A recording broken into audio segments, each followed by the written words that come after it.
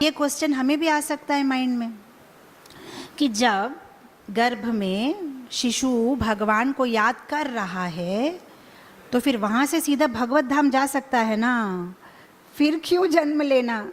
श्याम सिद्धर प्रभु, ये क्वेश्चन आया आपके माइंड में कि वहाँ तो कोई डिस्ट्रैक्शन नहीं है, वहाँ कोई प्रॉब्लम नहीं है, वहाँ कोई जॉब नहीं है, पूरा दिन जो है वो शिशु भगवान का नाम ले रहा है, तो फिर भगवान उसको इमीडिएटली वहाँ से गोलोक ले जा सकते, फिर से क्यों जन्म ले रहा है? तो उसके पीछे कारण है।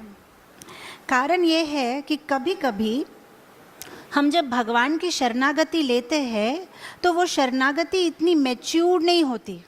वो शरणागति हम इसीलिए लिए है क्योंकि हमारा जो सर्कमस्टेंस, हमारी जो परिस्थिति है वो ऐसी है कि हमारे पास कोई चारा नहीं है। समझ में आ रही है बात? हम कभी कभी भगवान की शरणागति इसीलिए लेते हैं क्योंकि हमारे पास कोई चारा नहीं है, उनके सिवाय और कोई सॉल्यूशन नहीं है। भगवान को ऐसी वाली शरणागति नहीं चाहिए हमसे। वो तो आपको चॉइस देंगे, उसके बाद अगर आप बोलो नहीं नहीं मुझे वो नहीं, मुझे आप चाहिए, तब भगवान बोलते ये ठीक है, ये शरणागति ठीक है। हमारे पास चॉइस ही नहीं है, इसीलिए भगवान का शरणागति ले लेंगे तो फ़ायदा क्या है?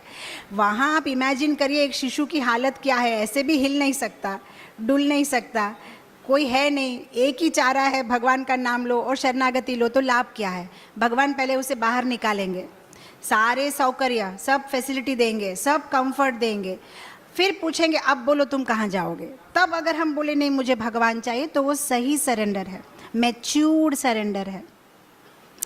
बोलते हैं ना, दुख में सुमिरन सब करे, सुख में करे न कोई, जो सुख में सुमिरन करे दुख काहे को होए। जब इंसान दुखी है तो भगवान को याद करेगा, उसमें कोई बड़ी बात नहीं है। लेकिन जब इंसान सुखी है, उसके पास सब कुछ है, उसे कुछ नहीं चाहिए, तभी भी वो भगवान को याद करता है तो वो अच्छा भक्त है। हमारा सरेंडर बहुत कंडीशनल है, शर्तों के साथ है। एक आदमी रास्ते पे जा रहा था तो देखा रास्ते पे बहुत बड़ा नारियल का झाड़ था, उस पे बहुत सारे नारियल लगे हुए थे। तो उसने सोचा कि चलो बहुत सारे नारियल है, चलो मैं लूँगा, बेचूंगा, पैसा कमाऊंगा। तो चढ़ गया नारियल के झाड़ के ऊपर।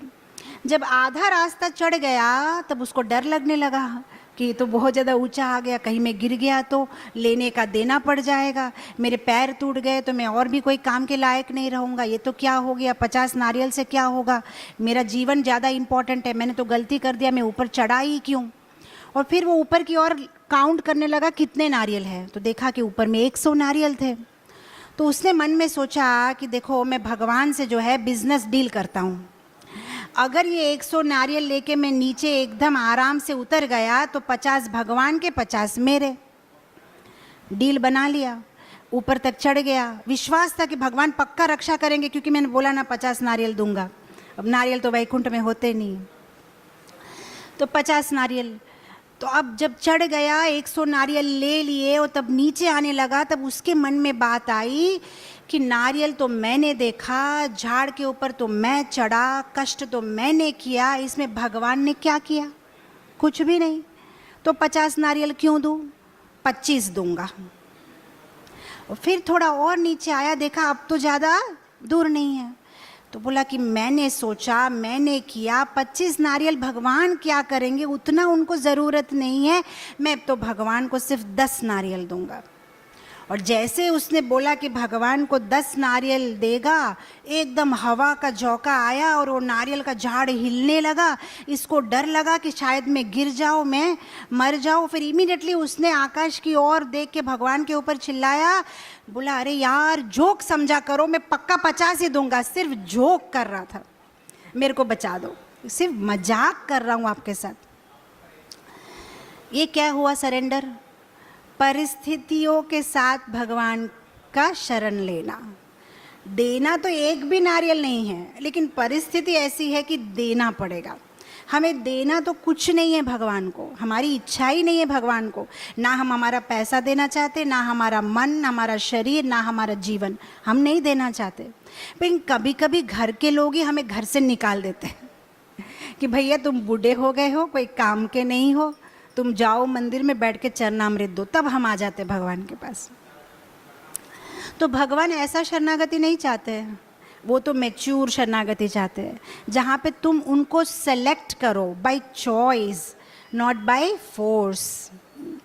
तो यहाँ पे भक्ति विनोद ठाकुर बोल रहे हैं कि ठाकुर जी आप आए, मुझे दिखाई दिए और आप फिर चले गए। तो जानबूझ के भगवान चले गए कि भैया तुम जब बाहर आओगे, बाहर आने के बाद भी अगर तुम मुझे सेलेक्ट करोगे तो तुम्हारी भक्ति दृढ़ रहेगी। आई बात समझ में?